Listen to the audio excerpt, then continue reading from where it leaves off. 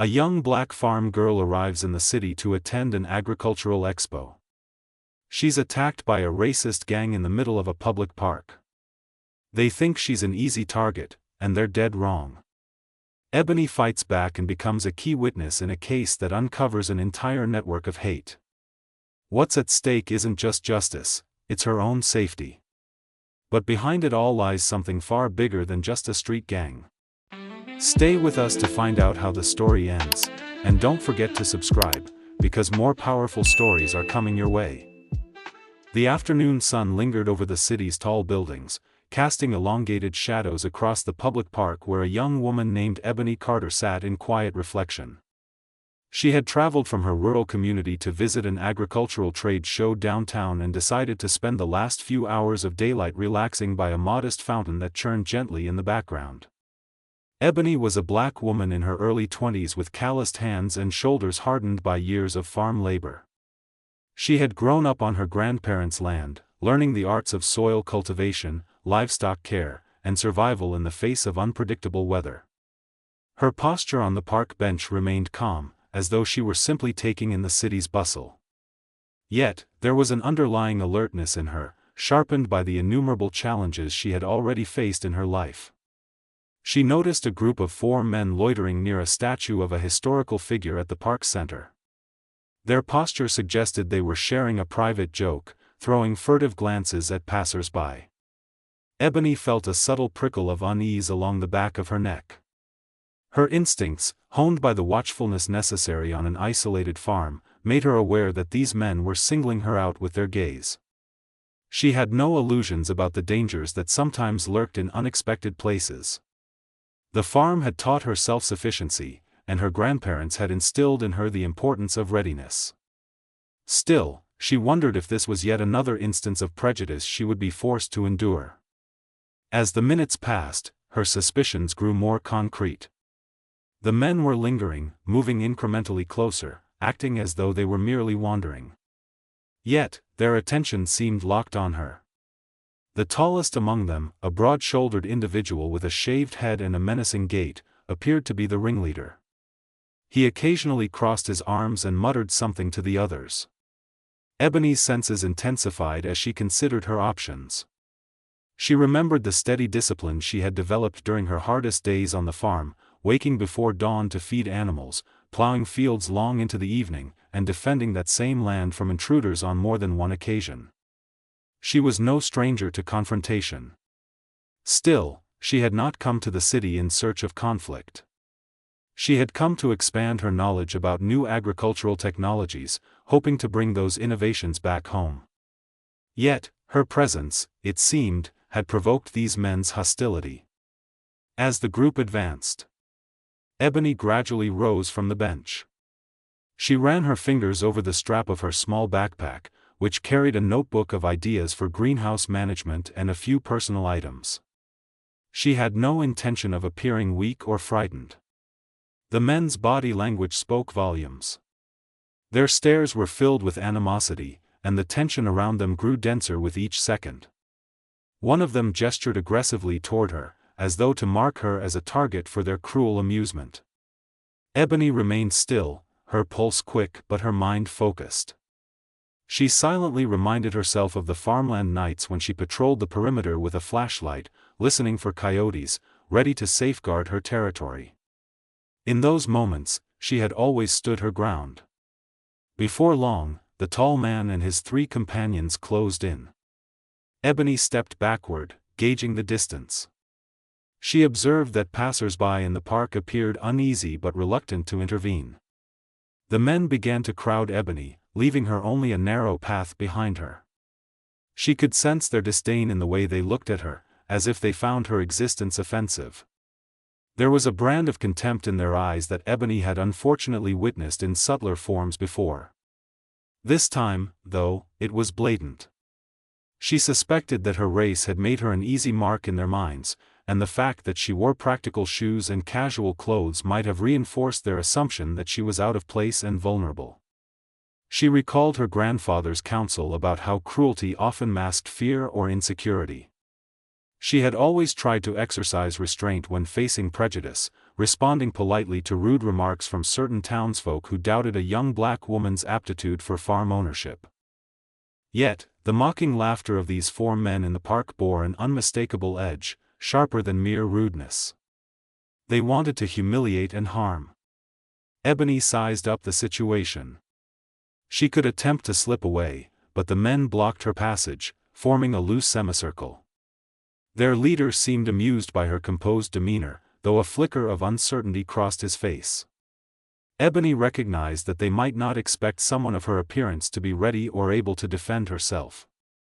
A brief hush fell over the small group as onlookers hurried past, unwilling to interrupt. Ebony braced herself, remembering the unpredictability of dangerous animals back home. A single misstep could invite an attack, but sometimes showing measured confidence was enough to avert disaster. She tried to step sideways, hoping they might lose interest if she displayed no reaction. However, one of the men stepped directly into her path, a deliberate and hostile move. The tension escalated. She felt her muscles tense, recalling the hours she had spent lifting heavy feed sacks and operating farm machinery. The practical strength she had built over the years gave her an edge that these men did not anticipate. Suddenly, one of them lunged to grab her backpack. Ebony's reflexes took over. She pivoted and slipped out of the man's reach, keeping her hold on the bag. This abrupt maneuver caught him off guard. He stumbled, while the others laughed in a coarse, mocking manner. Their laughter soon turned to shouts when Ebony refused to cower. She sidestepped a second lunge, her footwork nimble from years of treading uneven fields. Her composure seemed to rattle the group, yet their leader quickly rallied them, gesturing for them to surround her more tightly. Ebony realized they intended to corner her by the park's large hedge, cutting off any path to the main walkway. The attack came swiftly. One assailant attempted to grab Ebony's arm, but she twisted free and delivered a precise shove to his shoulder, sending him backward. Another tried to strike her midsection. She blocked the blow, feeling a jolt of adrenaline course through her. She noted a faint ache in her forearm but pushed it aside. Years of farm work had conditioned her to handle physical strain without hesitation. She recognized that these men were untrained, emboldened only by their group advantage, and relying on intimidation rather than actual skill. Their harsh words of hatred and their misguided assumption that she was defenseless would be their downfall. The leader, seemingly frustrated by his companion's failures, charged forward, attempting to tackle Ebony to the ground. She braced herself and used his momentum against him. With a firm shift of her weight, she forced him off balance, causing him to stumble. He regained his footing, clearly furious. His companions circled around, emboldened by each other's presence. Ebony felt outnumbered, but she maintained her stance, scanning the scene for any advantage. She noted a single bystander with a phone, possibly calling the authorities. The rest hurried away, perhaps afraid of being drawn into the violence. Another wave of attacks descended. One man swung wildly at Ebony's head, but she ducked. Another tried to trip her, grazing her calf with his foot and causing her to stagger momentarily. She recovered, adrenaline keeping her focused on defense. She redirected a blow aimed at her shoulder and retaliated with a forceful push that sent her attacker reeling. The second man, furious and slightly disoriented, backed up, cursing under his breath, though Ebony did not listen to his words so much as note the hateful expression in his eyes. The leader, regaining control of his group, called them to form a line around her. Ebony found herself with her back near the hedge and her front blocked by these 4. They seemed intent on ensuring she had nowhere to escape. She knew they might escalate further if desperation set in, so she scanned the area for a safer space to maneuver. Her heartbeat pounded, but her mind remained calm. She replayed images of early mornings on the farm when she had to chase away intruders armed with nothing but a sturdy tool and her own resolve. Those experiences had taught her to stand firm and trust her capabilities. The confrontation in the park escalated as 2 men launched themselves at Ebony simultaneously. She managed to sidestep one, hooking her arm around his to unbalance him, while the other clawed at her backpack. The strap strained but did not break. Ebony twisted away to avoid being pinned between them. She felt a surge of fierce determination as she recognized the prejudice fueling their attack. Their words and actions confirmed that they saw her as an outsider unworthy of respect. That realization only strengthened her resolve to end this confrontation on her own terms. At that moment, a distant siren approached, its wail gradually piercing the tense afternoon air. Several bystanders appeared to notice the approaching police vehicle, and their expressions revealed relief mixed with a bit of morbid curiosity. The group of men also heard the sound, and they paused, hesitating to continue. Their leader glared at Ebony, who was still standing, breathing heavily, her fists ready to defend herself. The men exchanged uncertain glances. Despite their bravado, they seemed wary of a potential arrest. Within moments, the wail of the siren grew louder, indicating that the law enforcement presence was closer than they had expected. The leader made a hasty signal to retreat.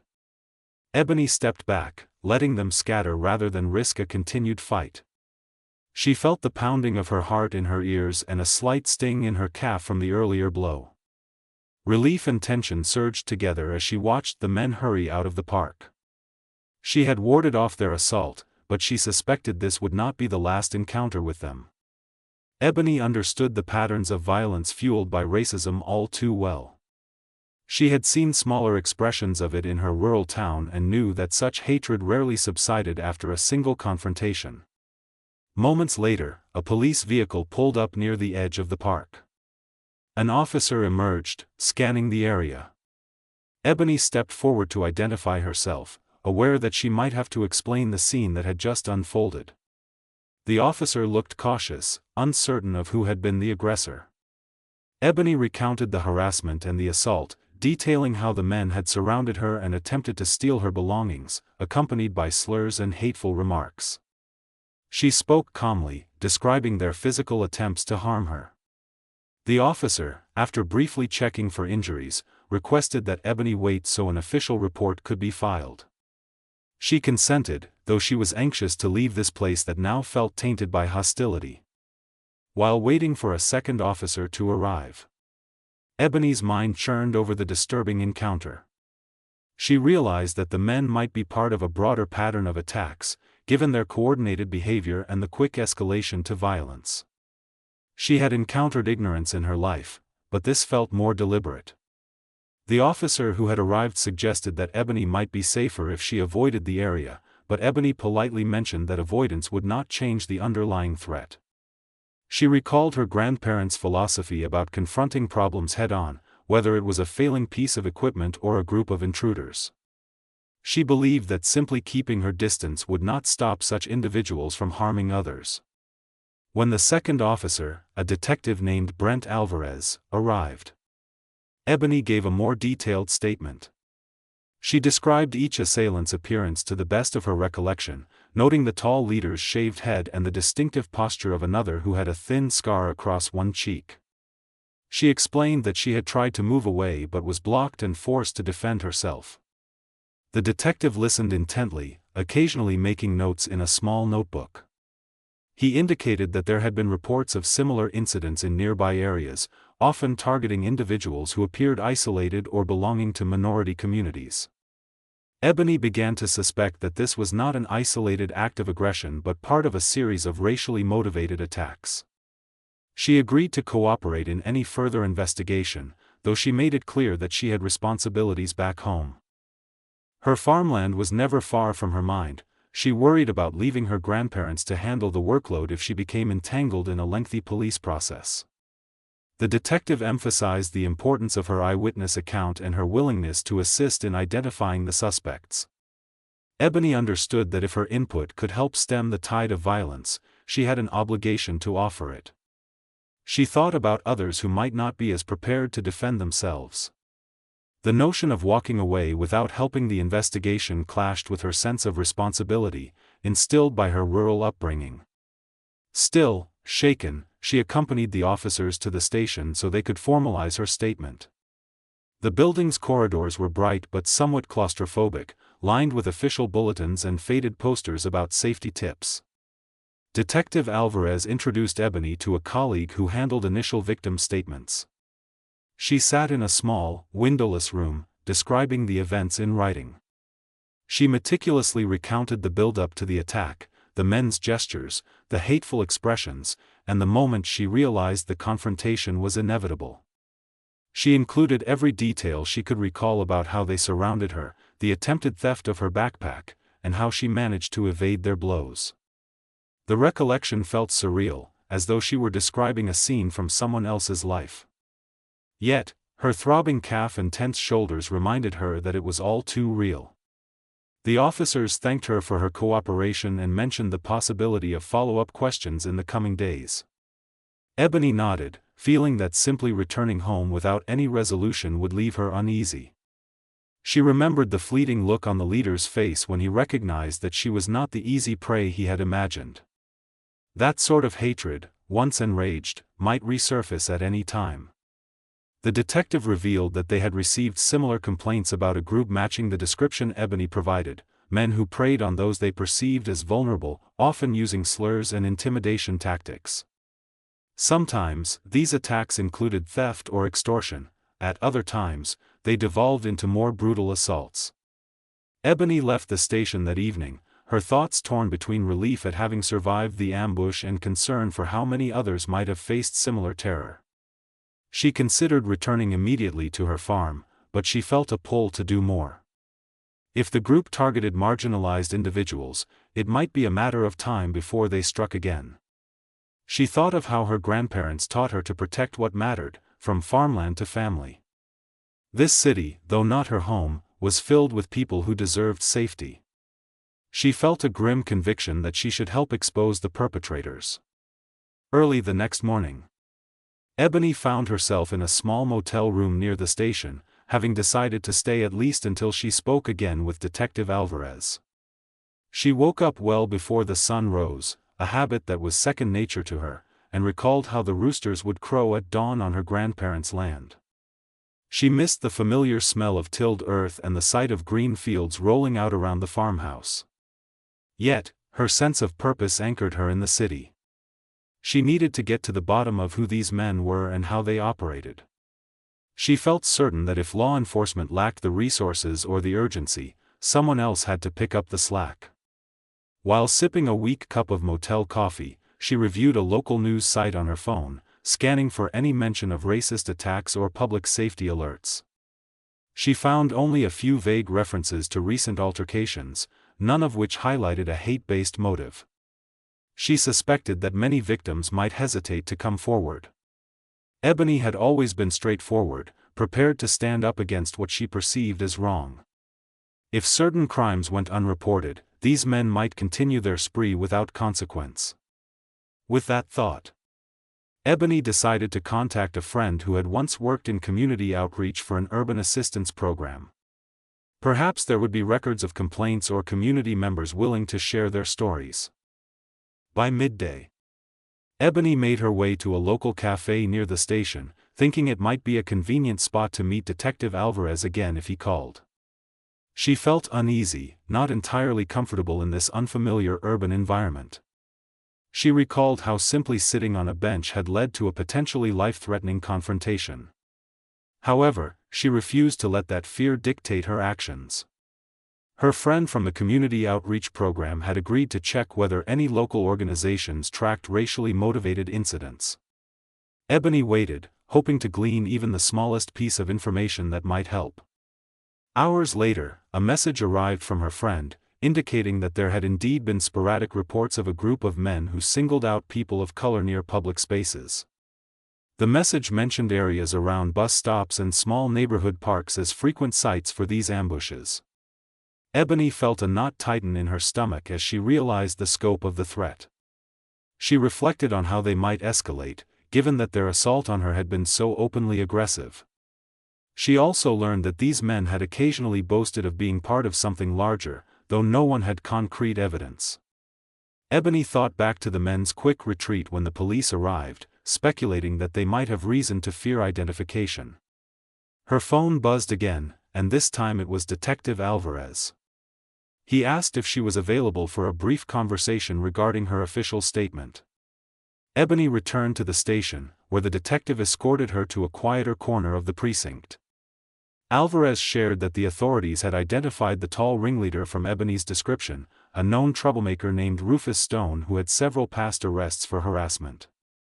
However, Stone was not in custody, and there were rumors that he was tied to an informal network of individuals who frequently banded together to target minority communities. Ebony felt her pulse quicken as she learned that the police had not gathered sufficient evidence to bring charges against him for the more serious accusations, mostly because many victims either could not or would not cooperate. The detective explained that the police department was burdened by numerous cases, and investigating such racially charged crimes required cooperation from citizens willing to testify. Ebony understood the difficulties, yet she found it unacceptable to let these criminals roam free, terrorizing communities that were already underrepresented and overburdened. She informed Alvarez of the information her friend had gathered about local reports, including the descriptions that matched Stone's group. Alvarez looked intrigued, suggesting that Ebony share those findings formally. Ebony nodded, feeling the weight of a responsibility she had not expected when she first came to the city. By the time she left the station that evening, Ebony felt even more determined to see this through. She realized that these attacks were not random outbursts of cruelty but rather part of a deliberate pattern meant to intimidate. Her farmland upbringing had taught her that when a predator continually threatened the livestock, one had to take decisive action. She considered drawing on her resources back home, though she knew that might be a long shot. She wanted to plan carefully, helping the police gather evidence that would lead to arrests. For that, she would need a strategy and possibly some allies in the city. The men who attacked her had shown no qualms about using violence, and she suspected they might escalate if pressed. Despite her exhaustion, Ebony stayed up late in her motel room, drafting a rough plan. She thought of potential community figures who could be persuaded to share their experiences, possible times and locations where the group might strike again, and ways to document their activities without risking more casualties. She yearned for the rhythmic quiet of her farmland but accepted that her strength and resilience were needed here. The sense of justice that she had inherited from her family propelled her forward. She refused to let the group's racism go unchallenged, especially after they had so brazenly tried to harm her in a public park. She drifted into a restless sleep with these thoughts swirling in her mind. The night passed fitfully, and her dreams were filled with images of farmland merging with city streets, of crops replaced by towering buildings, and of strangers' faces twisting with malice. When she woke, the sky was barely turning light, and she resolved to use the day productively. Her first move would be to reach out to local activists or community leaders who might have recorded these incidents. She hoped to piece together enough corroboration to convince the police and possibly the district attorney to pursue the matter more aggressively. Ebony believed that even if Stone was not the top figure in this disturbing operation, taking him off the streets would be a critical start. She arrived at a modest community center later that morning, noticing faded posters about voter registration drives and free meals for those in need. People milled about, many appearing busy or preoccupied, but a few volunteers greeted her warmly. She introduced herself, mentioning that she sought information about racially charged attacks in the area. Some volunteers appeared hesitant, exchanging uneasy glances, as though they had heard such stories before but worried about the consequences of sharing them. Ebony tried to reassure them by emphasizing her aim of protecting vulnerable individuals. Though she had to be cautious with her words to avoid stirring panic, she sensed that her sincere concern resonated with some of those present. One volunteer, a middle-aged individual who had lived in the area for decades, pulled Ebony aside to confide that groups like Stone's had operated sporadically for years. Sometimes they vanished for months, only to resurface with renewed aggression. The volunteer suspected they received support or encouragement from bigger entities with an interest in sowing fear among marginalized communities. Ebony felt a swirl of anger and determination as she listened. She knew that if there was a larger system backing these men, then confronting just the small group in the park was only the beginning. She spent the rest of the day compiling as many details as she could, comparing what the volunteers said with her own experiences. She noticed patterns. Stone and his group often chose public spaces with minimal security, striking in broad daylight to catch people off guard. The attacks sometimes involved theft, but often they seemed primarily meant to intimidate or degrade. Ebony wondered if the group made money from such harassment or if it served another agenda entirely. She jotted down notes, typed up a concise summary, and then decided to meet Detective Alvarez again, hoping to share her findings. When she returned to the station, she found the detective juggling multiple tasks. She waited patiently, recalling the pace of life back on the farm where tasks had to be completed in their proper order, each essential for the day's success. When Alvarez finally had a moment, Ebony presented what she had learned from the community center. Alvarez looked troubled but also somewhat hopeful, since these bits of information aligned with testimonies from other victims. Ebony saw that the detective was under pressure to handle a range of cases, but he seemed genuinely committed to addressing this threat. He mentioned that Stone had been spotted near an abandoned property in a neighborhood known for frequent illegal activity, and Ebony's ears perked up. She realized that if Stone had a regular gathering place, the police might have a chance to track his movements and intercept the group's activities. Alvarez added that the department was short on personnel and had limited resources for stakeouts of lesser prioritized crimes.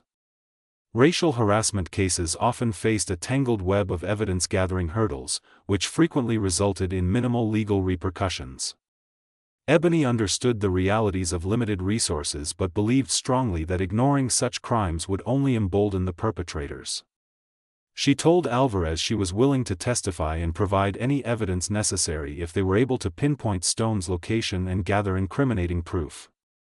Alvarez nodded, clearly appreciating her willingness to cooperate. Though Ebony felt the weight of the situation, she left the station that evening with a clearer sense of direction. The group led by Stone had left a trail of frightened victims, few of whom had come forward. The detective had confirmed that the suspect had a pattern of repeat offenses, but official files were thin on tangible proof that might connect him to a larger conspiracy. Ebony resolved to remain in the city as long as necessary, using her practical grit and moral conviction to help shine a light on these wrongdoers. She could almost hear her grandparents reminding her to stand firm when defending what was right, just as one would defend the fences around precious crops from those who tried to tear them down. By the time night fell, Ebony felt a quiet sense of determination. She understood that confronting Stone's group was risky, yet she believed that letting them operate unchecked would be far more dangerous. She reminded herself of those times on the farm when she had to put herself between a threat and the weaker animals that depended on her. The principle remained the same in this city, except the stakes were even higher. She decided that in the coming days, she would approach the situation with caution but unwavering resolve, ready to expose Stone and anyone who supported him. She had no idea that her quest would soon uncover deeper layers of corruption and lead her into a network of powerful enablers. For now, all she knew was that she had survived their ambush, and she was not about to abandon those who might fall victim next. Though, the path ahead seemed fraught with challenges. Ebony's resolve burned bright, fueled by the same indomitable spirit that had carried her through countless days of farming toil. With a steady heart, she prepared herself for the difficult road ahead, convinced that the confrontation in the park was only the beginning of a far larger story. Early the next morning, Ebony rose from her narrow motel bed with a renewed sense of determination. She had spent the previous evening reviewing every note she had taken, including the detailed statements she had gathered from local community members who had reported similar attacks. The battered notebook she carried with her, originally intended for documenting agriculture tips, was now filled with the names of suspected perpetrators, times and places of harassment, and fragments of rumors suggesting a larger structure behind these acts of intimidation. She methodically organized the information into lists, hoping a clearer picture might emerge with enough careful study.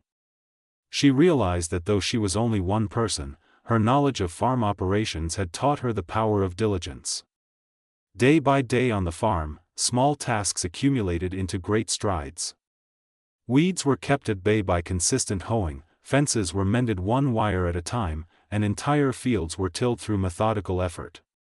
The same principle, she reasoned, could be applied to documenting and exposing a criminal network. By tackling the problem piece by piece, she might eventually help dismantle it. As the sun began to pierce the thin curtains of her motel room, Ebony decided to investigate the abandoned property that Detective Alvarez had mentioned. Her plan was not to confront the group outright, but rather to observe the site, gather any visible clues, and then relay what she found to the authorities. The motel clerk, upon seeing Ebony depart so early, offered a polite wave, perhaps sensing her resolve. Ebony thought about the risks of operating alone in a part of the city she did not know well, but she trusted her instincts. She was used to venturing into the fields in pre-dawn darkness, armed with only a flashlight and her own courage. She took a city bus to a neighborhood she had never visited, passing rows of aging apartment buildings marked by faded paint and broken windows. The atmosphere here felt distinctly different from the area near the police station. People seemed wary, glancing over their shoulders with suspicion or resignation. Ebony stepped off the bus a few blocks away from the property in question, keeping her head low but her eyes alert. She navigated a network of cracked sidewalks, littered with discarded items and the remnants of past construction projects. Eventually, she reached a stretch of street that appeared largely deserted. An old factory stood half-collapsed on one side, its rusted gates askew and graffiti scrawled across its walls. Across from this factory lay the abandoned property Detective Alvarez had referenced, a two-story building with boarded-up windows and a chain-link fence around the perimeter. The fence had multiple breaches, evidently pried open to allow entry. Ebony observed the area from a distance, taking note of any signs of recent activity. She noticed footprints in the dirt near a large opening in the fence, cigarette butts scattered around a makeshift fire pit, and empty beer cans tossed into a corner. Her heart thumped a little harder as she crept closer. She recalled the times she had ventured into overgrown farm structures, searching for stray animals or repairing decayed wood panels. She had learned to move quietly, step by step, scanning for hazards. Here, in a derelict urban setting, those same habits served her well. She paused near the fence, kneeling to examine footprints. Some appeared fresh, possibly from the previous night or early morning.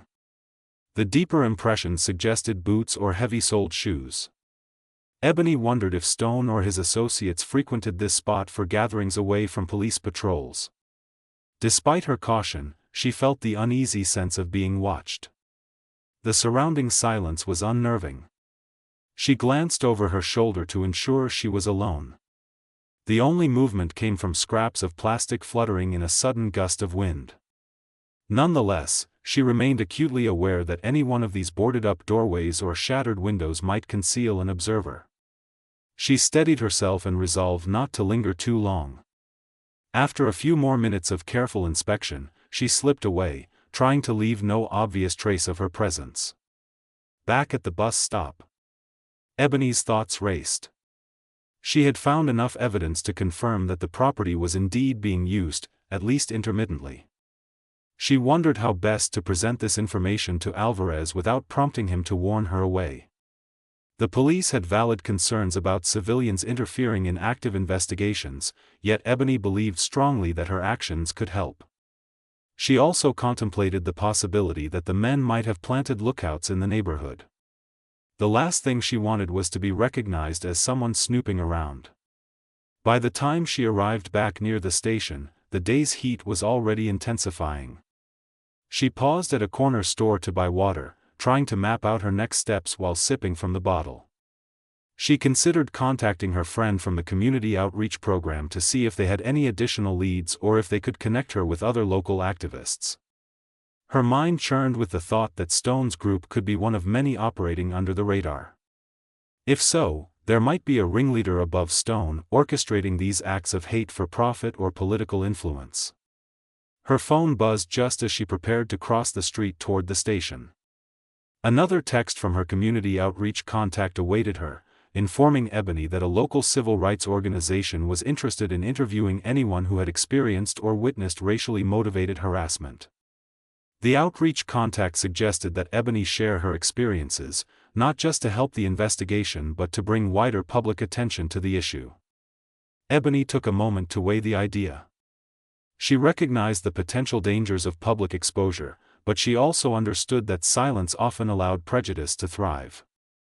Late that afternoon, Ebony found herself in a small, unremarkable office above a budget grocery store. There, a volunteer with the civil rights organization had set up a recording station, a simple camera and microphone pointed at a nondescript backdrop. The volunteer offered Ebony a seat and explained that they were gathering testimonies, anonymous if necessary, to build a case for local government action. Ebony considered how much detail to provide, eventually deciding to describe her ordeal in the park. She referred to Stone only by a generic description but confirmed that the group used explicit racial slurs and force. The volunteer asked clarifying questions, making notes in a worn journal, occasionally pausing the recording to ensure Ebony felt comfortable. Ebony chose her words carefully, determined to maintain the credibility of her account. While recounting the incident, she felt her adrenaline spike again, remembering the hateful eyes of the men and the sudden jolt of violence. She also remembered the stunned looks on bystanders who had not intervened, possibly from fear or disbelief. Despite her discomfort, Ebony pressed on, recognizing that these details mattered. If others had endured similar confrontations, perhaps these combined accounts could prompt change. When the recording finished, Ebony felt both drained and oddly renewed. She thanked the volunteer for their commitment to shedding light on these attacks, then stepped back out into the street. The sky had turned a hazy orange, and she caught her reflection in a store window, dusty boots, shoulders slightly hunched with tension, eyes set with resolve. She couldn't help thinking of how out of place she might appear in this crowded urban landscape, dressed as though she might walk straight into a field to feed the livestock. Yet, those same practical clothes and that same unbreakable backbone had served her well so far. She decided to check in with Detective Alvarez to see if her newly collected information would be of use. Upon arriving at the station, she learned that Alvarez was out following a lead, so she left a concise note with the desk officer, outlining her observations at the abandoned property. She included an offer to accompany the detective to point out the footprints, fire pit, and other evidence she had seen, though she made it clear she would respect the detective's directives. Ebony left her motel's contact information before stepping back outside into the evening air. Feeling restless, she took a detour through one of the neighborhoods her outreach friend had mentioned, a place known for repeated instances of harassment. The sun was dipping behind the skyline, painting the streets in deepening shades of gray. Ebony noticed how the gloom seemed to amplify the sense of unease. Flickering streetlights cast long shadows against walls layered with peeling paint. She walked slowly, observing the quiet stoops of row houses, the occasional watchful face peering from behind tattered curtains. Her senses stayed heightened, scanning for any sign that Stone's associates might be lurking. An hour passed without incident, and she gradually let her tension ease. Just as she was about to head back, she caught sight of a distinctive figure leaning against a lamppost.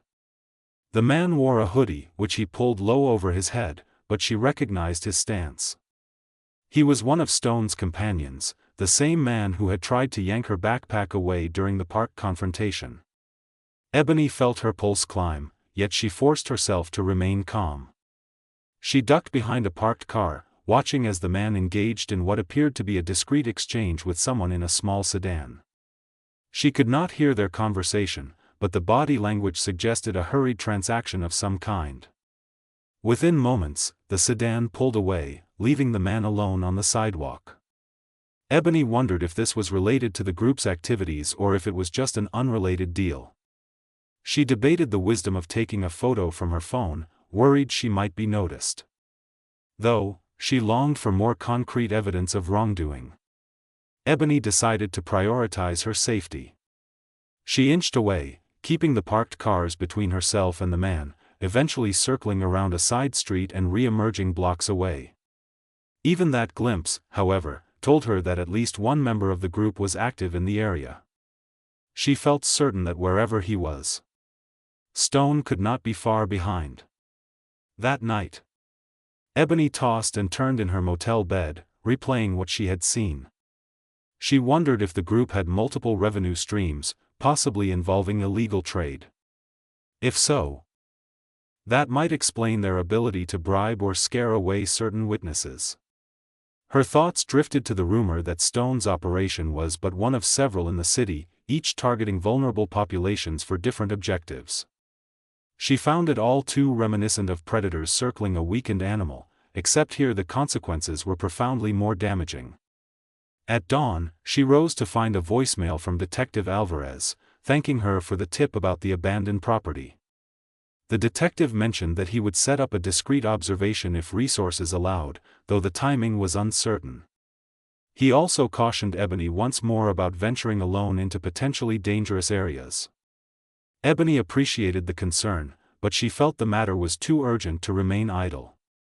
By the time she finished her breakfast, a meager meal of instant oatmeal, she resolved that her next step would be to talk to as many local residents as possible, gathering any testimonies they were willing to share. She decided to begin in the neighborhood where she had glimpsed Stone's associate. She arrived mid-morning, when the streets were more active. People were running errands, shopping at corner stores, and chatting on stoops. Ebony approached individuals with tact, explaining that she was documenting instances of racist harassment for the authorities and a civil rights organization. She encountered a range of responses. Some folks were skeptical, unwilling to risk drawing attention to themselves. Others were guarded but admitted they had witnessed a handful of threatening encounters that matched Ebony's descriptions. A few people recognized Stone's name or face from street rumors and warned Ebony to be careful. Through these conversations, Ebony pieced together a broader pattern. Stone and his associates often shifted to different corners, lurking near currency exchanges or small convenience stores. They targeted individuals who seemed alone or vulnerable, usually late in the evening or early in the morning. Sometimes they demanded money, other times they simply lashed out with hateful insults. The frequency of these incidents suggested a coordinated effort, not just random violence. Ebony jotted down every address mentioned, along with approximate times, the number of assailants involved, and any additional details about their vehicles or appearance. She realized that forging trust with these residents was an uphill battle. Many had learned through hard experience that open cooperation with law enforcement could invite retaliation. Ebony tried to reassure them that remaining silent only strengthened Stone's grip on the neighborhood. Yet, she understood their fear. The farm had taught her that cornered animals could become dangerously aggressive, and Stone's group seemed capable of sudden brutality. Some residents hinted that Stone had deeper connections, possibly including individuals within municipal agencies who turned a blind eye in exchange for some undisclosed benefit. As she continued her inquiries, Ebony found herself growing more and more outraged at the system's failure to protect these communities. She recognized the same patterns of neglect she had witnessed in rural areas when farmland was threatened by powerful corporations that dismissed small-scale farmers' rights. It seemed to her that whether urban or rural, those with fewer resources were consistently exploited or intimidated by those seeking profit or dominance. Ebony refused to accept such an imbalance. She pressed on, leaving flyers with contact information for the civil rights group, urging residents to share any documentation they might have, such as photos or videos captured on phones. A few days later, Ebony received a call from her friend at the outreach program. The friend informed her that a small coalition of local groups was forming to address the increase in racially motivated harassment. The coalition planned to organize a public rally at a well-known community park and was looking for individuals willing to speak out. Ebony hesitated, recalling how uneasy she had felt simply sharing her story in a closed recording session. However, the friend insisted that a public demonstration might force local officials to act, potentially leading to greater scrutiny of Stone's activities. Ebony considered the potential fallout of showing her face at such an event. On the farm, she had never sought the spotlight, preferring to work quietly and diligently. Now, she found herself at the center of a very public, very dangerous conflict. After long deliberation, she decided that speaking at the rally was a risk worth taking. She reasoned that if the group's crimes were hidden in shadows, the best weapon against them might be a bright beam of public attention. She shared her intention with Detective Alvarez, who sounded concerned but acknowledged that public pressure might indeed help generate the political will to pursue Stone more aggressively. The detective offered to attend the rally in plain clothes to keep an eye out for potential threats. Ebony found some comfort in that promise, though she understood that Stone's men might still show up, lurking on the fringes of the gathering. In the days leading up to the rally, Ebony spent her evenings assembling her notes into a coherent narrative. She wanted to paint a clear picture of the harassment pattern and demonstrate that these were not random incidents. She also revisited the transcripts of her interview with the civil rights organization, making sure the major points matched her own recollection. Though she would not be reading a script on stage, she needed something to fall back on if her nerves got the better of her. She reminded herself that she had weathered storms, floods, and predators on the farm. She could withstand the scrutiny of a public rally if it meant exposing these criminals. The day of the rally arrived with unseasonably warm weather. The park was bordered by tall buildings, their facades reflecting bright sunlight. Protest signs and banners sprouted around the perimeter, many bearing messages against hate and racism. Small groups of people mingled near a makeshift stage that had been erected with permission from local authorities. Ebony took a spot under a tree to collect her thoughts, occasionally scanning the crowd for any sign of Stone's associates. She also tried to spot Detective Alvarez, who had mentioned wearing casual clothes to blend in. As the event began, local community leaders stepped forward to address the gathering. One after another, they recounted stories of harassment, described the tension in their neighborhoods, and urged solidarity. The crowd responded with murmurs of agreement or brief applause. Ebony felt her heart hammer when she was called forward to speak. She approached the microphone, inhaling deeply to steady herself. She introduced her background, mentioning that she was a farmer from a rural community, initially visiting the city for an agricultural event. Then, she recounted her ordeal in the park, omitting specific details that might compromise ongoing investigations, but making clear the severity of the assault and the racial animus behind it. Her voice trembled slightly as she described the men's hateful expressions, how they had singled her out, and the sense of disbelief she had felt when they realized she was not an easy target. She shared her subsequent decision to stay in the city to collect testimony, highlighting the reluctance many victims felt about coming forward. Ebony urged everyone present to support one another, to document incidents, and to pressure the local government for decisive action. As she concluded, she scanned the faces in the audience. Many seemed moved by her story, their eyes reflecting empathy or anger at the injustice. She also noticed a few unfamiliar faces that seemed oddly dispassionate, as though they were merely observing. She suspected Stone or his associates might be among them, silently taking note. After stepping down from the microphone, Ebony experienced a wave of mixed emotions, relief at having voiced her story, anxiety about potential retaliation, and a flicker of hope that this public stand would spur change. She conversed briefly with other attendees, many of whom thanked her for her courage. A few individuals confided their own experiences with harassment, describing chillingly similar scenarios. One woman mentioned that her teenage son had been followed and threatened by a group matching Stone's description. Another spoke of seeing hateful symbols spray-painted on a local business, only for the graffiti to be hastily painted over before authorities arrived.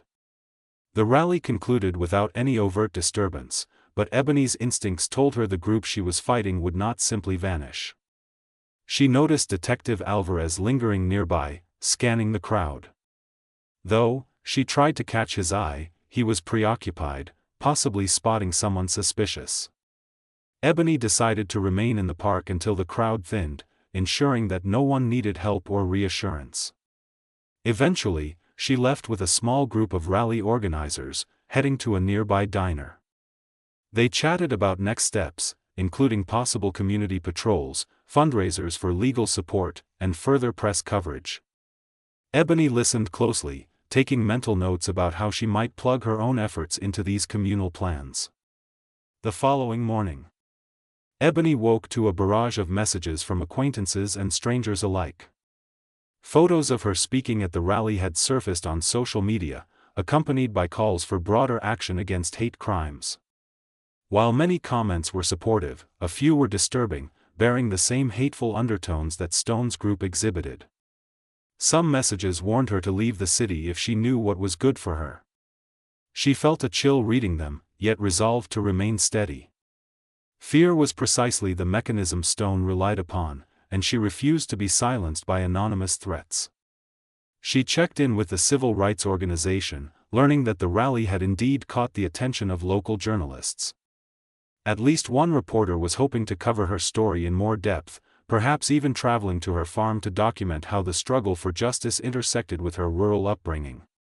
Ebony was apprehensive about revealing too many personal details, concerned for her family's safety, but she acknowledged that shedding light on the situation might be the most powerful deterrent to further violence. Over the next few days, Ebony devoted herself to building more connections among local residents. She participated in small community meetings, encouraging people to report incidents promptly to law enforcement and to collaborate with advocacy groups. During one such meeting, she heard whispers that Stone's group had taken an interest in her specifically, referencing the rally. Though no one seemed able to confirm the information directly, the rumor circulated that Stone was looking to intimidate her into silence. Ebony steeled herself, recognizing that her high profile might draw aggression, but also that it afforded her a form of public shield. If anything happened to her now, it would further incriminate Stone. Determined not to shrink from the confrontation, she reached out to Detective Alvarez for an update. They met the next morning at a modest coffee shop near the station, where Alvarez explained that a recent tip suggested Stone's associates were planning a gathering that weekend at a location near the industrial outskirts of the city. The police hoped to deploy undercover units, though staffing constraints might limit how many officers could be assigned. Ebony inquired whether the location was the same abandoned property she had scouted earlier, but Alvarez stated that this was a new site, an old warehouse rumored to be used for illicit deals. Ebony considered offering her assistance, but she knew that venturing into that scene could be extremely hazardous. She asked Alvarez to keep her informed if any arrests were made, or if Stone was confirmed to be at the warehouse. The detective cautioned her yet again to stay out of harm's way, acknowledging the difficulty of ensuring her safety if she acted on her own. Ebony nodded, thanking him for what he was able to share. As she left, the detective's expression conveyed a mixture of worry and admiration for her tenacity. That night, Ebony retreated to her motel room and tried to relax with a book about sustainable farming practices. The words on the page, usually a source of comfort and inspiration, seemed blurred by the gravity of her current mission. She found herself imagining the warehouse scenario. Picturing Stone's group conducting secret meetings, possibly trading illegal goods, and boasting about their intimidation campaigns. She felt a surge of anger at the idea that such hatred could be nurtured so openly, in such a brazen manner, while innocent people in surrounding neighborhoods suffered the brunt of their hostility. Unable to focus on her reading, she switched off the lamp and lay in the darkness, reminding herself of her core values. Her grandparents had always taught her that the land was a shared responsibility, not a possession to be hoarded. By extension, a community should be protected, not terrorized.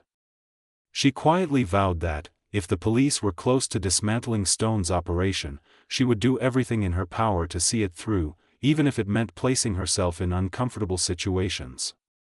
When she finally drifted off to sleep, her dreams carried images of farmland merging once again with broken city streets. This time, she saw not just predators, but also neighbors standing guard, linking arms to defend what was theirs. In her dream, she felt a sense of belonging that transcended the difference between rural and urban life. She awoke the next morning with a firm belief that unity was the key, that bridging these divisions would weaken the grip of fear on any community, no matter how distant or fragmented. She set out that day to meet with members of the newly formed coalition. They had gathered in a cramped room in the back of a used bookstore, determined to devise tangible steps for addressing the surge in targeted harassment. Ebony's presence was now familiar to them, and she noted the small nods of acknowledgement as she entered. While the group refrained from forming official patrols, knowing that vigilantism could backfire, they did organize neighborhood watch schedules, phone trees, and social media alerts. Ebony volunteered her time to help coordinate these efforts, leveraging her methodical approach and her proficiency at creating logs of incidents. In the midst of the planning, one of the coalition members quietly revealed that a reputable journalist was interested in doing an in-depth report on Stone's network, provided they could gather enough credible sources.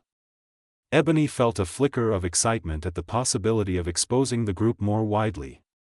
She offered to connect the journalist with the civil rights organization and any victims who were willing to share their stories on record. Perhaps comprehensive news coverage would bring more pressure to bear, forcing local politicians and law enforcement to allocate the necessary resources to stamp out these crimes. Still, Ebony sensed that Stone would not go down without a fight. The more momentum the community gained, the more likely his group might lash out in a desperate attempt to maintain control.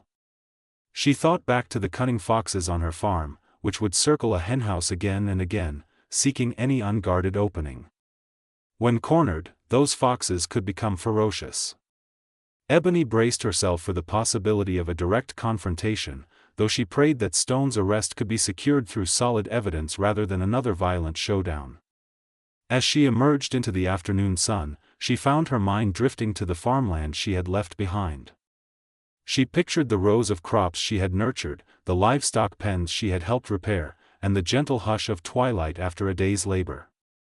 She missed that life fiercely, yet she knew her place was here until this menace was laid to rest. The farmland had instilled in her the patience to see things through to the end, and she resolved not to leave the city until Stone's group was no longer a threat. In the ensuing days, Ebony focused on coordinating her data with both the coalition and the detective's office, aiming to fortify any imminent sting operation the police planned. She shared the addresses and times reported by residents, ensuring they aligned with police records. She cross-referenced sightings of Stone's associates, hoping a pattern might emerge that would allow the authorities to preempt the group's next move. Though she was merely a civilian, her meticulous notes became a valuable resource, helping investigators pinpoint potential meeting spots and safe houses. The tension in the city seemed to grow, as rumors circulated that Stone was feeling cornered. Some said he was considering fleeing to another region, while others claimed he had powerful backers who would never let him face serious consequences. Ebony refused to give in to cynicism. She had witnessed nature's resilience every time a storm ravaged the fields, only for them to bloom again in the following season. Communities, too, could show that resilience if people stood together. Yet, she remained cautious, avoiding isolated streets after dark, conscious that her profile had risen enough to make her a target. Then, late one evening, Ebony received an urgent call from a member of the coalition. They had reason to believe that one of Stone's associates, recognized from the rally's edge, was prowling around the homes of known activists. Several community organizers reported strange occurrences, furtive knocks on their doors, threatening notes left under windshields, and glimpses of figures in parked cars that sped off when approached. Ebony felt a chill at the thought that her new allies might be in danger simply for standing up to hate. She relayed this information to Detective Alvarez at once, knowing that time could be critical. The detective replied that he would alert patrol units, but Ebony could hear the strain in his voice. Resources were stretched thin, and Stone's group knew how to operate in the city's shadowy pockets. Ebony and the coalition members began a round-the-clock communication cycle, where they would check in with each other via calls or texts every couple of hours, ensuring no one was left alone in a vulnerable spot. Some even slept at a designated safe location, anxious about nighttime reprisals. It was a sobering experience for Ebony, who had always taken for granted the freedom to rest peacefully on her farmland, guarded by her own vigilance and the quiet watchfulness of nature itself. In the midst of this tension, Ebony received a surprising lead from a local journalist who had spoken with a confidential source. The source claimed that Stone's group was financed, at least in part, by a mid-level contractor who specialized in building security infrastructure for local businesses. This contractor allegedly funneled money to Stone in exchange for sowing fear among certain communities, thereby driving property values down. If the area looked more dangerous, opportunistic investors could buy up properties cheaply for eventual development. The notion that racism could be exploited for economic gain infuriated Ebony, who had always believed in honest labor and equitable dealings. She realized that if this lead turned out to be accurate, Stone was not merely a street-level thug but a cog in a larger scheme of unscrupulous profiteers. The journalist provided Ebony with a name, Malcolm Kane, a business owner who kept a relatively low profile. Public records indicated that Kane's company held contracts with several local government agencies to install surveillance cameras and perimeter fencing. Ebony felt the pieces of the puzzle sliding into place. If Stone's group was effectively driving people out of neighborhoods, property owners with the means to invest in security upgrades or to buy distressed real estate would stand to profit. The revelation chilled her, but it also steeled her resolve. She prepared to pass this new information on to Detective Alvarez, hoping to spark an official inquiry into Kane's finances. Though, she knew that proving a financial link would be challenging. Ebony believed it was crucial to follow the money trail. Doing so might uproot the entire network, preventing Stone or any future figure from simply filling the void. She also suspected that if Kane sensed the investigation closing in, he might cut ties with Stone or attempt to silence him, either way adding to the group's internal pressures. Near the end of the week, Ebony found herself staring at her reflection in the motel mirror, a swirl of exhaustion evident in her features. She had come so far from her initial trip to the city, expecting nothing more than a chance to learn about new farming techniques. Instead, she had been pulled into a confrontation with systemic racism, hidden profiteering, and the looming threat of violence. She reminded herself that she was no stranger to adversity. The farm had taught her that struggle was part of growth, whether it was coaxing seeds from the soil or challenging corruption in a tangled urban landscape.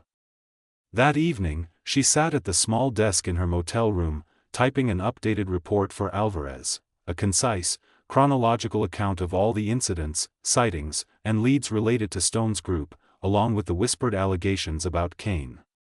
She double-checked each detail, determined not to exaggerate or overlook anything. She included a note at the end explaining her willingness to testify about her experiences in the park and her subsequent investigative efforts, should the case come to trial. After hitting send on her email, Ebony closed her laptop and massaged her tired eyes. She felt a measure of relief, believing she had done everything in her power to make the authorities aware. Yet, she also sensed that the situation was building toward a decisive moment. If the rumors were correct, Stone's group was planning to meet in just a couple of days. If the police could gather enough evidence, possibly including undercover recordings, they might catch Stone and his associates in the act. Her thoughts drifted to the abandoned property where she had first seen footprints and the telltale signs of clandestine gatherings. She recalled how uneasy she had felt, alone in that deserted space, exposed to unseen dangers. Now, an entire community was sharing that burden of unease, but they were also banding together. She found comfort in the knowledge that her loneliness in this struggle was coming to an end. Neighbors were no longer passive observers, they were active participants in safeguarding their streets. She resolved to be ready for whatever came next, whether it was a phone call from Alvarez summoning her to identify Stone after an arrest, or an emergency alert from the coalition that the group had made another move. The seed had been planted long ago when she first refused to submit to Stone's intimidation in the park. She felt certain that the harvest of truth and justice was near, even if it required one final push. With that thought guiding her, Ebony turned off the lights, lying down with a guarded but determined heart, preparing for the confrontation that would soon test the resolve of everyone involved. Late one humid afternoon, Ebony found herself pacing in her motel room, uneasy with anticipation. She had spent the past several weeks gathering testimony, mapping possible hideouts, and pushing for a more decisive police response. Now, at last, Detective Alvarez had called with urgent news. Officers had tracked Rufus Stone and a handful of his men to a derelict warehouse in the industrial district. They believed that crucial evidence of illicit dealings, and Stone's direct involvement, could be captured on site. Though Alvarez warned her to stay safely away, Ebony felt compelled to see the moment of reckoning for herself. She arrived at the scene just before sundown, parking far enough from the warehouse to avoid suspicion. A line of disused train tracks ran behind the property, its gravel crunching under her boots as she moved carefully. Rusted containers and towering mounds of scrap metal provided makeshift cover. From her vantage point, Ebony had a partial view of the warehouse's sagging entryway. An unmarked police van idled near a chain-link fence, and she glimpsed two plainclothes officers who were scanning the perimeter. Even from a distance, she felt her pulse spike at the sight of Stone's silhouette moving across a broken window. He was pacing, gesturing to unseen companions inside. In Ebony's mind flashed the memory of that day in the park, when Stone had singled her out with cruel delight. Now, instead of immediate violence, the tension was a slow, creeping current that sparked every nerve. She hovered behind a pile of discarded machinery, her breath tight, refusing to let fear dissuade her from witnessing Stone's downfall. A battered sedan pulled up, and two men climbed out. Ebony recognized one from the hazy rally photos, a burly figure in a stained baseball cap who had been spotted lurking on the outskirts of the demonstration. He and his companion slipped through a side entrance, muttering to someone just inside. Detective Alvarez had guessed that Stone's group might be meeting to finalize a deal related to illicit funds and intimidation tactics, money that had been traced, in part, to a local contractor's pockets. If the rumors proved true, the police needed clear proof that Stone was orchestrating these deals. Ebony gritted her teeth, hoping they would catch him red-handed. Not long after, she caught a glimpse of Alvarez edging behind the warehouse's opposite side, gesturing silently to his team. They planned to wait for the right moment to move in, presumably when Stone produced the evidence or confirmed his next wave of harassment. The seconds ticked by like hours. Ebony's muscles grew stiff from crouching behind the metal debris, and the air felt stifling. She recalled her grandparents' farmland, how she had learned patience by quietly tracking wild animals at dusk, adopting a stillness that masked her presence. That same focus kept her steady now. Even from her distant vantage, she made a mental note of which entrances Stone's associates had used, where possible escape routes might lie, and how the police units were positioned. Suddenly, voices erupted from within the warehouse. Shouts clanged off the corrugated metal walls, muffled but urgent. A second later, Ebony heard the crash of something heavy toppling over, perhaps a table or a stack of crates. She risked a glance around the side of her hiding spot, trying to see inside through a gap where the tin siding had rusted away. Her heart thundered at the sight of movement, shadowy figures scattered in confusion as beams of flashlight pierced the gloom. An officer's command rang out, echoing through the musty air, though Ebony couldn't make out the words. Then came a burst of commotion, boots on concrete, frantic shouts, and a metallic clang that reverberated through the rafters. All at once, the side door burst open. One of Stone's men tried to dash out, but a plainclothes officer tackled him into the gravel. Ebony flinched at the harsh impact. She saw the suspect struggle, only to be pinned firmly as additional officers closed in. A second suspect attempted to leap through a shattered window, but an officer yanked him back with a firm grip on his collar. Within seconds, Ebony heard Rufus Stone's enraged roar from deeper inside, echoing with the same menacing force that once sent shivers down her spine. This time, though, his anger signaled desperation rather than dominance. Swallowing hard, Ebony shuffled closer, mindful to keep out of sight. Through the warehouse's broken window, she glimpsed Stone. He was shouting obscenities at Detective Alvarez, his face contorted with fury. An officer advanced, instructing Stone to surrender. For a moment, Stone appeared ready to lunge at the detective, but faced with multiple armed officers, he seemed to grasp that the game was over. He spat a final insult, then raised his hands, letting them clamp the cuffs around his wrists. The raw frustration in his eyes hinted at more than the fear of jail, it was the humiliation of his empire of intimidation crashing down. Ebony released a long, trembling exhale, hardly aware she'd been holding her breath. She backed away behind the mound of scrap, not wanting to be spotted by Stone's remaining men or to interfere with the police operation.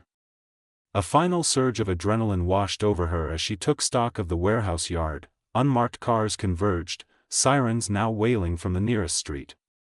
Officers stepped forward with flashlights, shining beams into every nook where an accomplice might hide. Eventually, Ebony realized that Stone and his associates were all in custody, escorted toward waiting squad cars in the strobing red and blue lights. An unexpected wave of emotion swept over her. Weeks of tension drained from her body, leaving her weak-kneed and exhausted. She braced a hand against the rusted metal, recalling the countless times her grandparents had told her that any weed, no matter how deep its roots, could be uprooted if one was persistent enough. Stone's hold on the neighborhoods had been a choking vine that required careful, patient labor to remove. Now, it appeared that the first, largest tendril had been cut. She waited until it was clear the arrests were complete before slipping away into the dim twilight. The next day, Ebony's phone lit up with messages from Alvarez, who confirmed Stone's charges ranged from assault and extortion to conspiracy. More revealing still were records seized on the scene, emails, ledgers, and coded notes linking Stone's intimidation ring to unscrupulous local businesses. It seemed that Stone's downfall might propel the police to investigate high-level figures who had funded his operations in secret. Ebony felt an odd mixture of triumph and sorrow, triumph that Stone was off the streets, sorrow for how many lives he had upended before anyone could intervene. In the following weeks, Ebony's statements proved instrumental in corroborating the charges. She gave detailed interviews about the attack in the park, the subsequent harassment she documented, and the testimonies she gathered from courageous residents. Reporters requested her perspective, shining a spotlight on the city's undercurrent of racially charged aggression. Some public officials, caught off guard by the revelations, scrambled to distance themselves from any involvement or negligence. Others spoke out, promising reforms and increased oversight to ensure that such groups could never rise again under official blind spots. At community gatherings, Ebony witnessed a cautious sense of relief. Neighbors who had once felt powerless now shared their stories more openly, buoyed by the news that Stone and his immediate circle were behind bars. Though Ebony understood that racism and hatred did not disappear with a single arrest, she saw how this victory could galvanize the movement for broader change. Many of the activists she had met still planned to push for resources to be invested in local schools, job programs, and social services. They reasoned that if the systemic roots of desperation were not addressed, new predators would simply take Stone's place. Amid the cautious optimism, Ebony prepared to depart the city and return to her grandparents' farm. She felt that her presence had made a difference, but she missed the sunrise glinting off dewy fields and the soft lowing of cattle in the distance. Before leaving, she met briefly with Detective Alvarez at a small cafe near the station. The detective thanked her for her unwavering cooperation. Despite the exhaustion etched into his face, he seemed relieved that, at least for now, the worst of Stone's group was dismantled. They spoke quietly about the continuing investigations, about bribes, corrupt officials, and the labyrinth of financial transactions that might still lead them to bigger players. Ebony promised that if further testimony was needed, she would not hesitate to drive back to the city. Yet, she longed for the calm of country roads and the solace of open land. The next morning, she packed her belongings into her old pickup truck, taking a final look around the motel room where she had spent so many anxious nights. She recalled how her entire journey had started with a simple desire to learn about greenhouse innovations. In the end, she had learned far more about justice, solidarity, and her own capacity for courage than she ever anticipated. Driving out of the city, she felt the weight of recent events lift slightly with each passing mile. Her phone buzzed with a stream of supportive messages from activists, residents, and outreach workers. While she appreciated their words, she also welcomed the vast silence of the countryside. The farmland horizon greeted her with gently rolling fields, every inch of them infused with memories of her childhood. In that comforting expanse, Ebony sensed that she had come full circle, only now with a renewed resolve.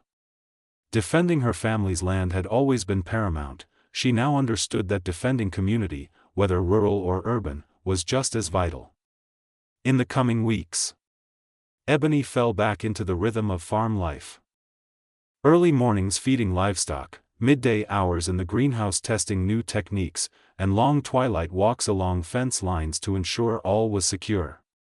Yet, she carried the city's lessons with her, staying alert for any sign that the racism she had confronted might resurface closer to home.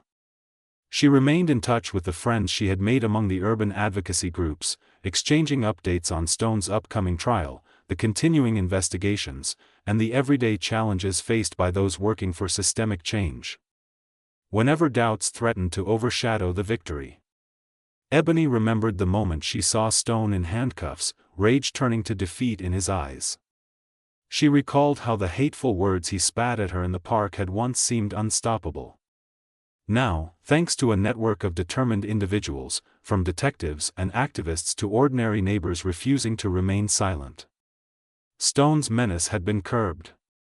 The path ahead might still be winding, and new threats could emerge, but Ebony felt certain that the seeds of unity and vigilance would continue to grow. One evening, leaning against a pasture fence and watching the sky turn pink, she allowed herself a small, hopeful smile. The conflicts she had witnessed proved that the fight for justice was never simple.